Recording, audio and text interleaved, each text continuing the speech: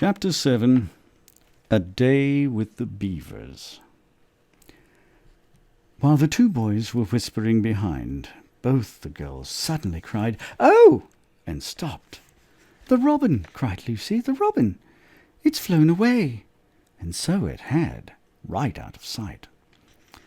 "And now what are we to do?" said Edmund, giving Peter a look which was as much to say, "What did I tell you?" "Shh! Look!" said Susan. "What?" said Peter. "There's something moving among the trees over there to the left." They all stared as hard as they could, and no one felt very comfortable. "There it goes again," said Susan presently. "I saw it that time too," said Peter. "It's still there. It's just gone behind that big tree." "What is it?" asked Lucy, trying very hard not to sound nervous. "Whatever it is," said Peter, "it's dodging us. It's something that doesn't want to be seen." "Oh, let's go home," said Susan. And then, though nobody said it out loud, everyone suddenly realized the same fact that Edmund had whispered to Peter at the end of the last chapter. They were lost. "What's it like?" said Lucy. It's a kind of animal," said Susan. And then, "Look! Look! Quick! There it is!"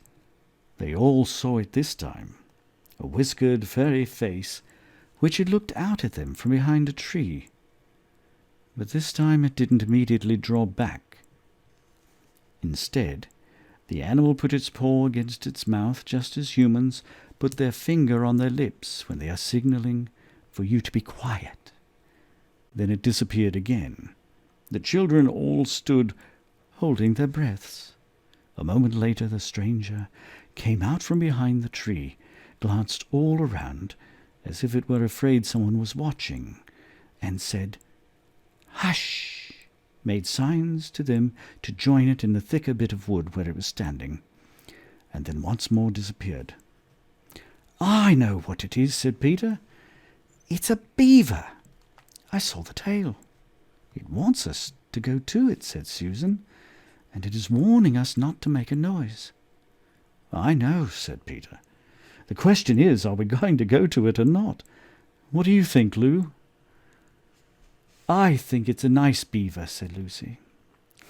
"Yes, but how do we know?" said Edmund. "Shan't we have to risk it?" said Susan. "I mean, it's no good just standing here, and I feel I want some dinner." At this moment the beaver again popped its head out from behind the tree and beckoned earnestly to them. "Come on," said Peter. "Let's give it a try. All keep close together. We ought to be a match for one beaver if it turns out to be an enemy." So the children all got close together and walked up to the tree and in behind it. And there, sure enough, they found the beaver. But it still drew back, saying to them in a hoarse, throaty whisper, "Further in! Come further in! Right in here! We're not safe in the open." Only when it had led them into a dark spot where 4 trees grew so close together that their boughs met, and the brown earth and pine needles could be seen underfoot because no snow had been able to fall there, did it begin to talk to them. "Are you the sons of Adam and the daughters of Eve?" it said. "We're some of them," said Peter. "Shh!" said the beaver. "Not so loud, please. We're not safe, even here." "Why, who are you afraid of?" said Peter. "There's no one here but ourselves." "There are the trees," said the beaver. "They're always listening. Most of them are on our side, but there are trees that would betray us to her. You know who I mean." And it nodded its head several times. "If it comes to talking about sides," said Edmund, "how do we know you're a friend?" "Not meaning to be rude, Mr. Beaver," added Peter, But you see, we're strangers." Quite right, said the beaver. "Here is my token." With these words it held up to them a little white object. They all looked at it in surprise, till suddenly Lucy said, "Oh, of course, it's my handkerchief, the one I gave to poor Mr. Tumnus." "That's right," said the beaver. "Poor fellow, he got wind of the arrest before it actually happened, and handed this over to me. He said that if anything happened to him, I must meet you here and take you on to—" Here the beaver's voice sank into silence, and it gave one or two very mysterious nods. Then, signalling to the children to stand as close around it as they possibly could, so that the faces were actually tickled by its whiskers, it added in a low whisper, "They say Aslan is on the move. Perhaps he's already landed." And now a very curious thing happened. None of the children knew who Aslan was any more than you do. But the moment the beaver had spoken these words, everyone felt quite different. Perhaps it has sometimes happened to you in a dream that someone says something which you don't understand, but in the dream it feels as if it had some enormous meaning, either a terrifying one which turns the whole dream into a nightmare, or else a lovely meaning, too lovely to put into words, which makes the dream so beautiful that you remember it all your life and are always wishing you could get back into that dream again. It was like that now. At the name of Aslan, each one of the children felt something jump in his inside. Edmund felt a sensation of mysterious horror. Peter felt suddenly brave and adventurous. Susan felt as if some delicious smell or some delightful strain of music had just floated by her. And Lucy got the feeling you have when you wake up in the morning and realizing that it is the beginning of the holidays or the beginning of summer. "And what about Mr. Tumnus?" said Lucy. "Where is he?" "Shh," said the beaver. "Not here. I must bring you where we can have a real talk, and also dinner." No one except Edmund felt any difficulty about trusting the beaver now, and everyone, including Edmund, was very glad to hear the word dinner. They therefore all hurried along behind their new friend, who led them at a surprisingly quick pace, and always in the thickest parts of the forest, for over an hour. Everyone was feeling very tired and very hungry, when suddenly the trees began to get thinner in front of them, and the ground to fall steeply downhill. A minute later they came out under the open sky. The sun was still shining, and found themselves looking down on a fine sight. They were standing on the edge of a steep, narrow valley, at the bottom of which ran, or at least it would have been running if it hadn't been frozen, a fairly large river.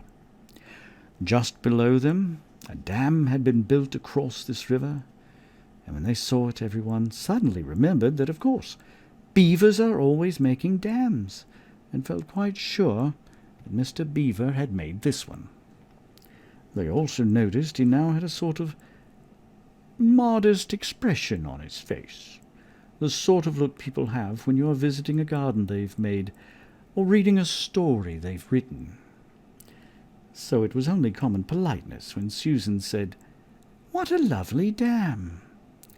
And Mr. Beaver didn't say "hush" this time, but merely a trifle, and it isn't really finished."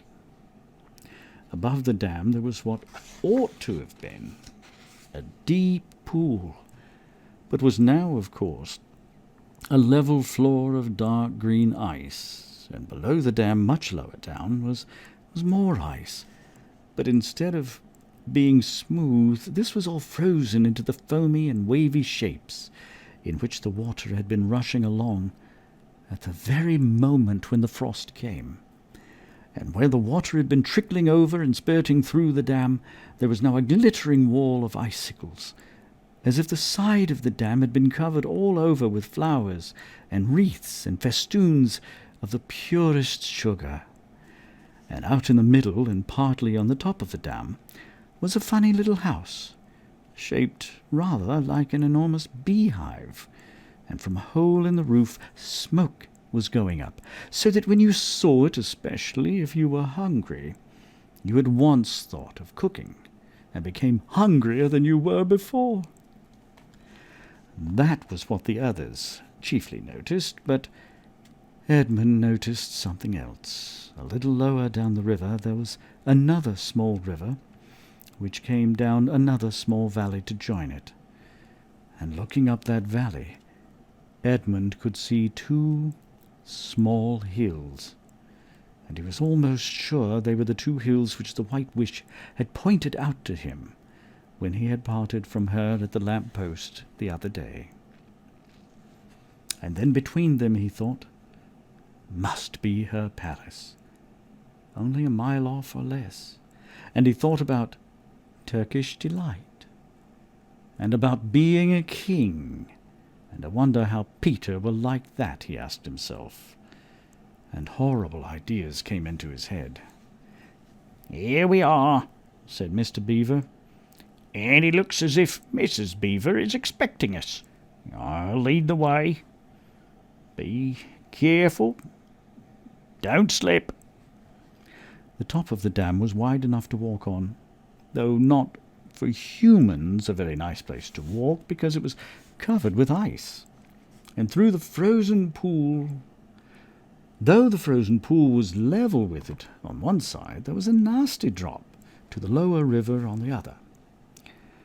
Along this route Mr. Beaver led them in, single file, right out to the middle, where they could look a long way up the river and a long way down it. And when they had reached the middle, they were at the door of the house. "Here we are, Mrs. Beaver," said Mr. Beaver. "I found them. Here are the sons and daughters of Adam and Eve." And they all went in. The first thing Lucy noticed as she went in was a blurring sound, a burring sound, and the first thing she saw was a kind-looking old she-beaver sitting in the corner with a thread in her mouth, working busily at her sewing machine. And it was from it that the sound came. She stopped her work and got up as soon as the children came in. "So you've come at last," she said, holding up both her wrinkled old paws. "At last! To think that ever I should live to see this day. The potatoes are on boiling, and the kettle's singing, and I dare say, Mr. Beaver, you'll get us some fish." "That I will," said Mr. Beaver, and he went out of the house. Peter went with him, and across the ice of the deep pool to where he had a little hole in the ice, which he kept open every day with his hatchet. They took a pail with them. Mr. Beaver sat down quietly at the edge of the hole. He didn't seem to mind its being so chilly, looked hard into it, and suddenly shot in his paw, and before you could say Jack Robinson, had whisked out a beautiful trout. Then he did it all over again, until they had a fine catch of fish.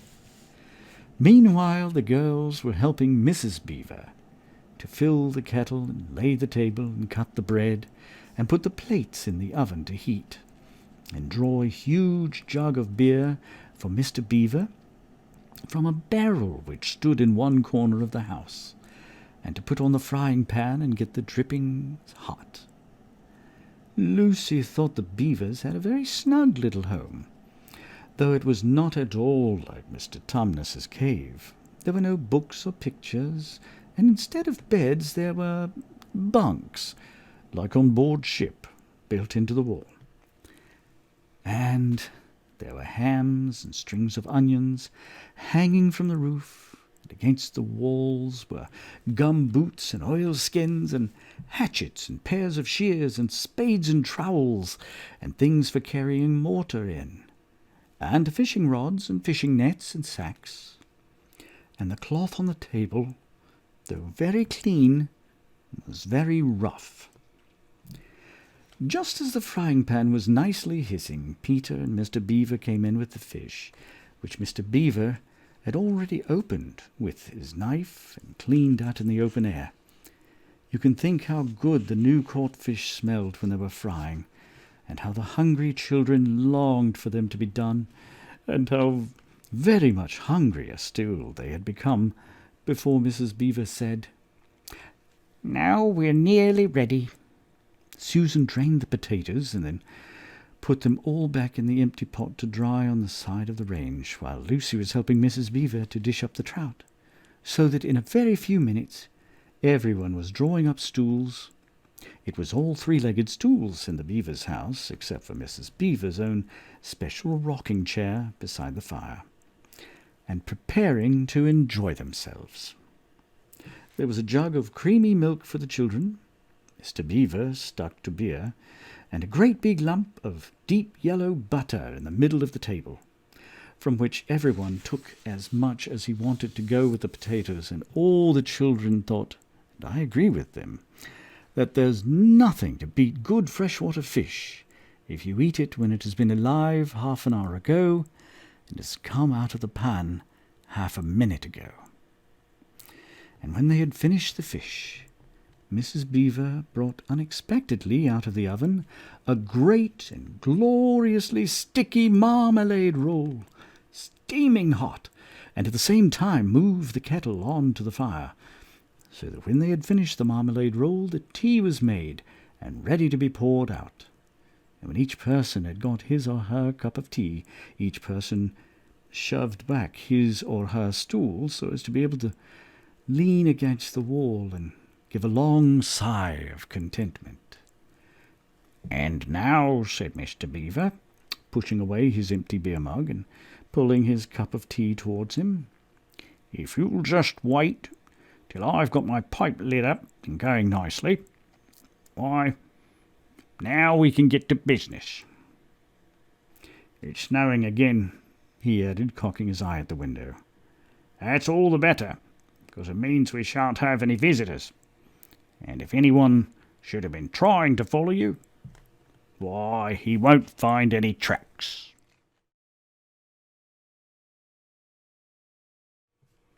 Chapter 8. What Happened After Dinner. "And now," said Lucy, "do please tell us what's happened to Mr. Tumnus." "Ah, that's bad," said Mr. Beaver, shaking his head. "That's a very, very bad business. There's no doubt he was taken off by the police.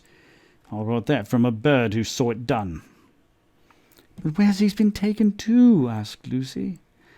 "Well, they were heading northwards when they were last seen, and we all know what that means." "No, we don't," said Susan, but Mr. Beaver shook his head in a gloomy fashion.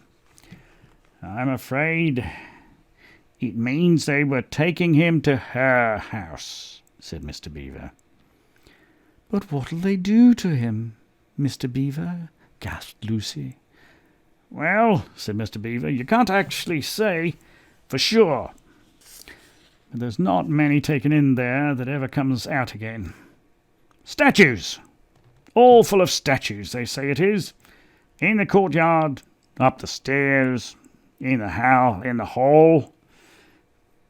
People she's turned."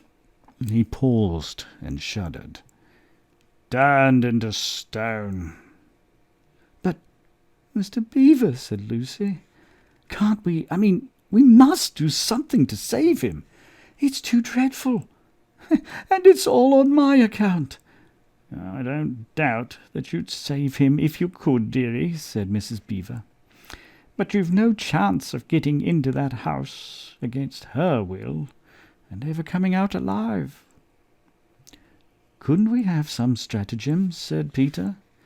"I mean, couldn't we dress up as something, or pretend to be, peddlers or anything? Or watch till she was gone out? Or, hang it all, there must be some way. This fawn saved my sister at his own risk, Mr. Beaver. We can't just leave him to have that done to him."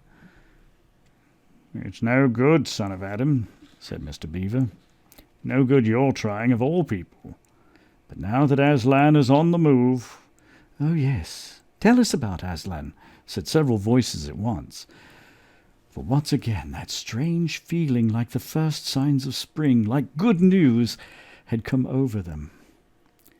"Who is Aslan?" said Susan. "Aslan?" asked Mr. Beaver. Why, don't you know? He's the king. He's the lord of the whole wood. But not often here, you understand. Never in my time or my father's time. But the word has reached us that he has come back.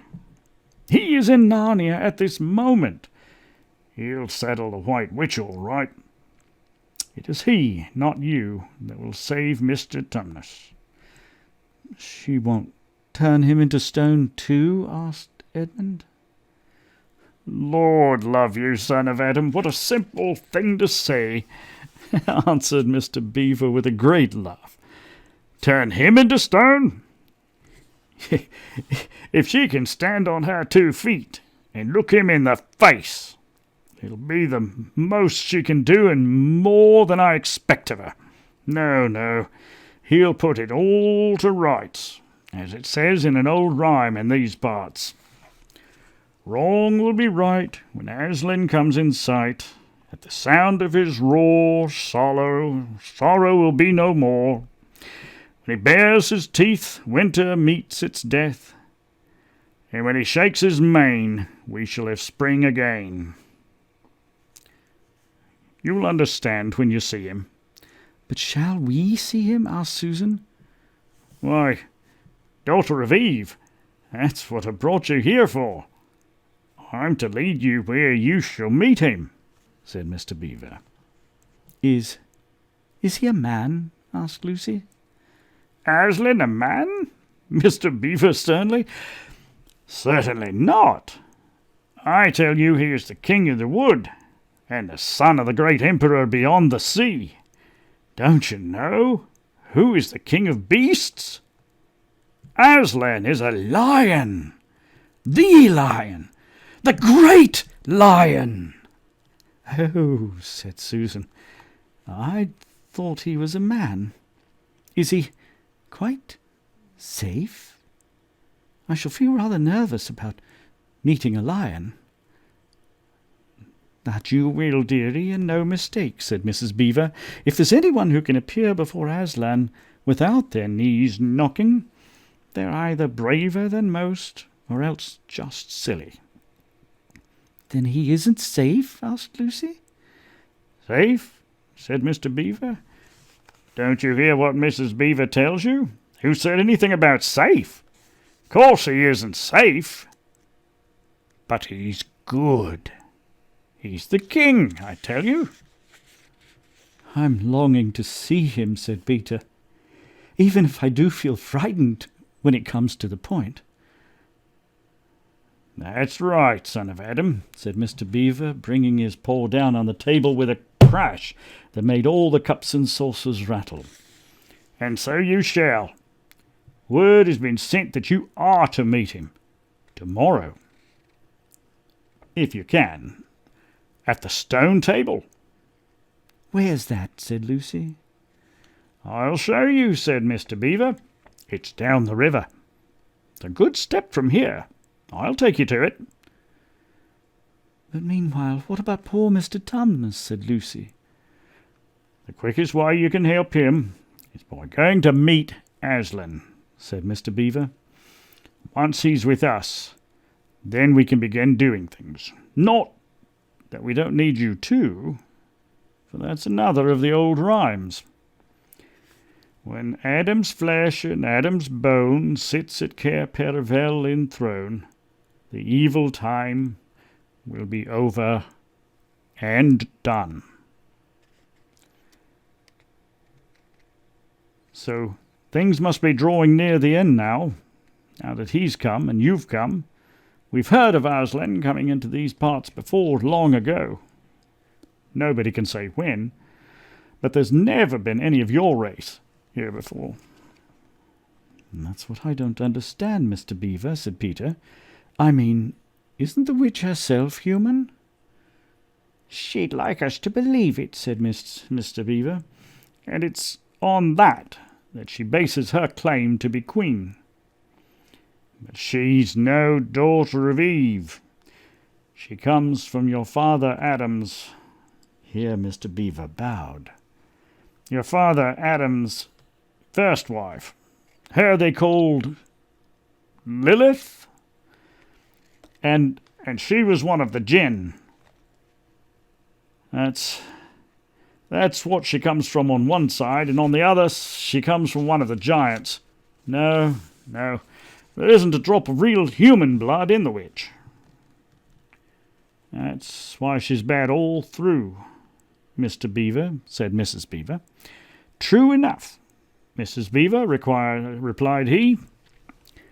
There may be two views about humans, meaning no offence to the present company, but there's no two views about things that look like humans and aren't. I've known good dwarfs, said Mrs. Beaver. So have I. Now you come to speak of it, said her husband, but precious few, and they were the ones least like men. But in general, take my advice. When you meet anything that's going to be human and isn't yet, or used to be human once and isn't now, or ought to be human and isn't, you keep your eyes on it and feel for your hatchet. That's why the witch is always on the lookout for any humans in Narnia. She's been watching for you this many a year. And if she knew there were 4 of you, she'd be more dangerous still. What's that got to do with it? Asked Peter. Because of another prophecy, said Mr. Beaver. Down at Cair Paravel, that's the castle on the seacoast down at the mouth of this river, which ought to be the capital of the whole country, if all was as it should be. Down at Cair Paravel, there are 4 thrones, and it's a saying in Narnia, time out of mind, that when 2 sons of Adam and 2 daughters of Eve sit in those 4 thrones, then it will be the end not only of the White Witch's reign, but of her life. And that is why we had to be so cautious as we came along, for if she knew about you 4, your lives wouldn't be worth a shake of my whiskers. All the children had been attending so hard to what Mr. Beaver was telling them that they had noticed nothing else for a long time. Then, during the moment of silence that followed his last remark, Lucy suddenly said, I say, where's Edmund? There was a dreadful pause, and then everyone began asking, who saw him last? How long has he been missing? Is he outside? And then all rushed to the door and looked out. The snow was falling thickly and steadily. The green ice of the pool had vanished under a thick white blanket, and from where the little house stood in the centre of the dam, you could hardly see either bank. Out they went, plunging well over their ankles into the new soft snow, and went round the house in every direction. Edmund! Edmund! They called until they were hoarse. But the silently falling snow seemed to muffle their voices, and there was not even an echo to answer. How perfectly dreadful, said Susan, as they at last came back in despair. Oh, how I wish we had never come. What on earth are we to do now, Mr. Beaver? Said Peter. Do? Said Mr. Beaver, who was already putting on his snow boots. Do? We must be off at once. We haven't a moment to spare. We'd better divide into 4 search parties, said Peter. and all go in different directions. Whoever finds him must come back here at once and—" "Search parties, son of Adam?" said Mr. Beaver. "What for?" "Why, to look for Edmund, of course." "There's no point in looking for him," said Mr. Beaver. "What do you mean?" said Susan. "He can't be far away yet. And we've got to find him." "What do you mean when you say there's no use looking for him?" "The reason that there's no use looking," said Mr. Beaver, "is that we know already where he's gone." Everyone stared in amazement. "Don't you understand?" said Mr. Beaver. "He's gone to her, to the White Witch. He has betrayed us all." "Oh, surely. Oh, really," said Susan. "He can't have done that." "Can't he?" said Mr. Beaver, looking very hard at the three children, and everything they wanted to say died on their lips, for each felt suddenly quite certain inside that that was exactly what Edmund had done. "But will he know the way?" said Peter. "Has he been in this country before?" asked Mr. Beaver. "Has he ever been here alone?" "Yes," said Lucy, almost in a whisper. "I'm afraid he has." "And did he tell you what he'd done or who he'd met?" "Well, no, he didn't," said Peter. "Then mark my words," said Mr. Beaver. "He has already met the White Witch and joined her side, and been told where she lives. I didn't like to mention it before, he being your brother and all, but the minute I set eyes on that brother of yours, I said to myself, treacherous. He had the look of one who has been with the witch and eaten her food. You can always tell them if you've lived long in Narnia. There's just something about their eyes." "All the same," said Peter, in a rather choking sort of voice, "we'll still have to go and look for him. He is our brother, after all, even if he is rather a little beast. And he's only a kid." "Go to the White Witch's house?" said Mrs. Beaver. "Don't you see that the only chance of saving either you or him is to keep away from her?" "How do you mean?" said Lucy. "Why, all she wants is to get all four of you. She's thinking all the time of those 4 thrones at Cair Paravel. Once you were all 4 inside her house, her job would be done, and there'd be 4 new statues in her collection before you had time to speak. But she'll keep him alive as long as he's the only one that she's got, because she'll want to use him as a decoy, as bait to catch the rest of you with." "Oh, can no one help us?" wailed Lucy. "Only Aslan," said Mr. Beaver. "We must go on and meet him. That's our only chance now." "It seems to me, my dears," said Mrs. Beaver, "that it is very important to know just when he slipped away. How much he can tell her depends on how much he heard. For instance, had we started talking of Aslan before he left? If not, then we may do very well, for she won't know that Aslan has come to Narnia, or that we are meeting him, and will be quite off her guard as far as that is concerned." "I don't remember his being here when we were talking about Aslan," began Peter, but Lucy interrupted him. "Oh, yes, he was," she said miserably. "Don't you remember? It was he who asked whether the witch couldn't turn Aslan into stone too." "So he did, by Jove," said Peter. "Just the sort of thing he would say, too." "Worse and worse," said Mr. Beaver. "And the next thing is this. Was he still here when I told you that the place for meeting Aslan was the stone table?" And of course no one knew the answer to that question. "Because if he was," continued Mr. Beaver, "then she'll simply sledge down in that direction and get between us and a stone table and catch us on our way down. In fact, we shall be cut off from Aslan." "But isn't that what she'll do first?" said Mrs. Beaver. "No, that isn't what she'll do first," said Mrs. Beaver. "Not if I know her. The moment that Edmund tells her that we're all here, she'll set out to catch us this very night. And if she's been gone about half an hour, if he's been gone about half an hour, she'll be here in another 20 minutes. "You're right, Mrs. Beaver," said her husband. "We must all get away from here. There's not a moment to lose."